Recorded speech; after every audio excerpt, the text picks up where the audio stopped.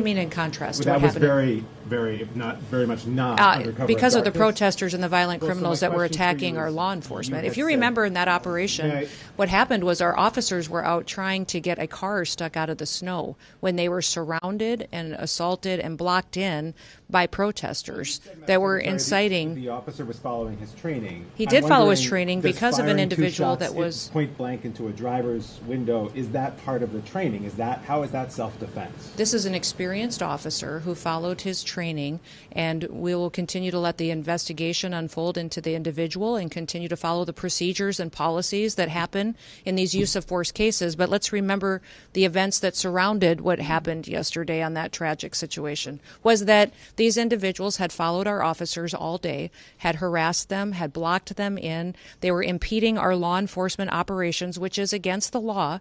And when they demanded and commanded her to get out of her vehicle several times, she did not. So we'll continue to allow this process to unfold and recognize that these law enforcement officers every single day put their lives on the line. They go out and do their jobs.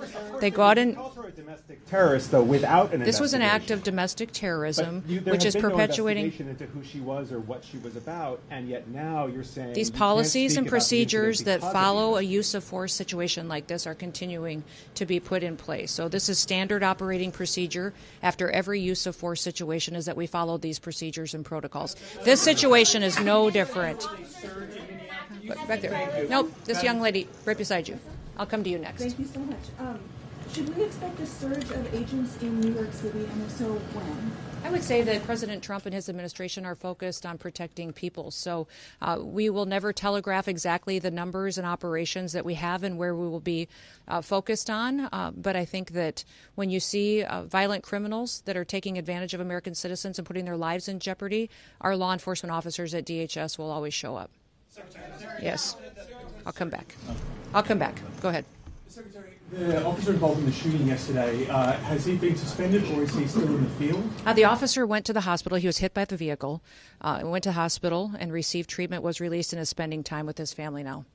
Yes, sir? Yes. In Minneapolis yesterday, you said the surge there would continue.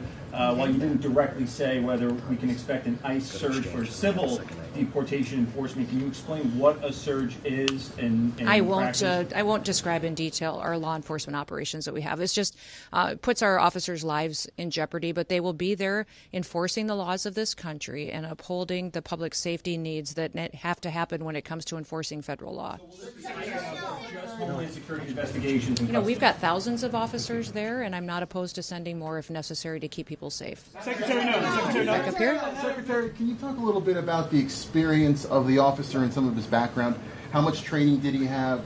How much training in these types of situations did he have, even if he's from the region? Yeah, I'm not going to get specific to this officer, but he's an experienced officer that has served a number of years, and we recognize that he acted according to his training, and we have expected all the policies and procedures of review will be exactly that he acted appropriately to protect his life and the life of his colleagues and fellow law enforcement officers that were there and people that were surrounding. Yes. I'd like to get your reaction on some of the rhetoric here in New York City. Mayor Zohran Mamdani responded to the shooting yesterday, saying that this is only the latest horror in a year full of cruelty. He called it an attack on us all, and that New York stands with immigrants today and every day. Also, council members last night at the protest called this fascism. The New York City's public advocate, Jumaane Williams, said that your administration is, quote, doing the devil's work, and he asked New York City to stand up and show up, quote, it's going to be difficult and there are going to be casualties. And the last comment that was made last night at the protest was from New York State Representative Alex Boros, also a Democrat. Quote, not only was the ICE agent's hand on the gun, but Secretary Noem's hand was on the gun. President Trump's hand was on the gun.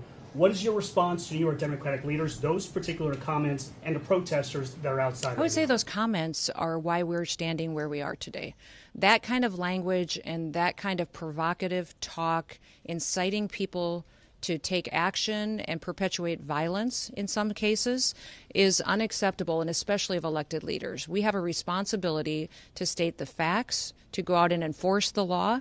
Your mayor just said in that statement that he was going to stand with illegal people who have broken our law before he's going to put New York City citizens first. His job and why he was elected was to protect the people who live here, that had the opportunity to vote for him and have the opportunity to live in this city. They pay their taxes, they go to work every day, and instead the mayor in that statement chose to stand with illegals instead of those individuals who just want the chance to raise their families in New York City and have a part of the American dream. Yes. The head of Minnesota State Investigations Agency said that they have been cut out of the investigation into the fatal shooting in Minneapolis. Can you explain that reversal? I'd like to know where they've been and why they're not out on the streets investigating all of these people that are harassing and inciting violence on law enforcement officers right now. They're allowing the situation to be volatile. They're not doing their work. They haven't for years, and maybe they should get to work a little bit on the unprecedented fraud that we've seen in Minnesota and in Minneapolis by people that stole from American citizens and diverted funds away from vulnerable people and programs and services that they needed and put it into their own pockets. Minnesota is a train wreck. It is corrupt, and it was under the leadership of Governor Walz and this mayor that they allowed it to happen, and they let criminals and illegals and people abuse programs and steal the money, and now they're allowing violence to go forward on the streets as well. This also applies to the Minneapolis Police Department, county sheriffs, the federal authorities at this point. They don't want. I won't put a blanket statement out like those other individuals will. What I would say is I welcome them to come and help us. Come help us make sure that the streets are safe, that laws are enforced, and that we can do the right thing to make sure that American citizens come first. Yes, sir. They have not been cut out. They don't have any jurisdiction in this investigation. Yes, go ahead. Could you give us some more I'm going to speak to this individual right here. Thank you, Secretary. Yes. Jay Dow from WPIX-TV.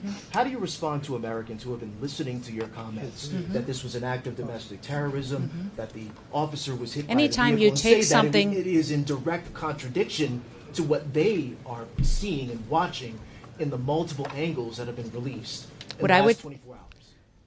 This vehicle was used to hit this officer. It was used as a weapon, and the officer feels as though his life was in jeopardy. It was used to perpetuate a violent act that this officer took action to protect himself and to protect his fellow law enforcement officers. So we'll let this continue to go forward and follow the same policies and procedures that every use of force situation does. But we've had almost over 100 times that these vehicles have been used to ram law enforcement officers and to do damage and to harm them. When you take an action and use a weapon to harm someone and to incite violence against them and try to cause them injury or death, then it needs to be labeled exactly what it was. Do you believe the use of force in this instance was commensurate with the actions of that vehicle and the driver? I would say that when these individuals use their vehicles to try to ram our law enforcement and to put their lives in jeopardy, that law enforcement officer has to make a decision to protect his life and the individuals around him as well. Yes. What did you make of Tom Homan's comments yesterday that we should wait for an investigation before determining, as you have, that in this incident it was self-defense and that he felt that his life was in danger? You know, I didn't see those comments, but from what I understand, he also put out a statement later as well. So I'll let Tom speak to that. But all of us are on the same page in the fact that this law enforcement officer followed his training and that he defended and acted in defense of his life and those around him. Yes. ABC7 New York. Two quick questions. First, you said these protesters had been following the ICE agents. Do you have a little bit more of a timeline, and can you share with us some of those other initial encounters prior to the fatal shooting? And then secondly, can you speak to the closure of the ICE office at Rikers by Mayor Mamdani? There will be more details coming out as this goes forward in the coming days, and I'll talk more about that closure in the future. Yep. They had been threatened, like how many other times they've It had been ongoing throughout the day. Okay. Yes. Thank you, Madam Secretary. Whatever happened in Minneapolis, a mother of three is dead, an American citizen. Do you have a message for her family today? Yes, absolutely. And I reiterated this yesterday when I had my press conference in Minneapolis. I asked everybody not to just pray for the officer, but also pray for the deceased family and her loved ones as well. It was a tragic situation that I hope we never see happen again. That's why I'm encouraging all elected leaders to work together so that we can be cooperative in getting dangerous criminals off of our streets. You go in with a lot of publicity about these operations. Do you feel like that needs to be revisited so that maybe you go in a little more covertly, or do you need to change the approach at all? I would say that we have all different kinds of law enforcement operations ongoing with the department at all times. We don't telegraph what they are, the details or specifics, or where we're going to be operating. I would say that there's different tactics utilized for what's appropriate for the situation and the criminal activity we see in a city. Last question? Do you know the details of Renee Good's harassment of ICE officers early in the day? Were any of those details shared with you? Because apparently it wasn't just that one incident, it was earlier in the day as well. Yes, it was, and that will be a part of some of the details that we will be sharing in the future. Thank you. Thank you all for being here, and I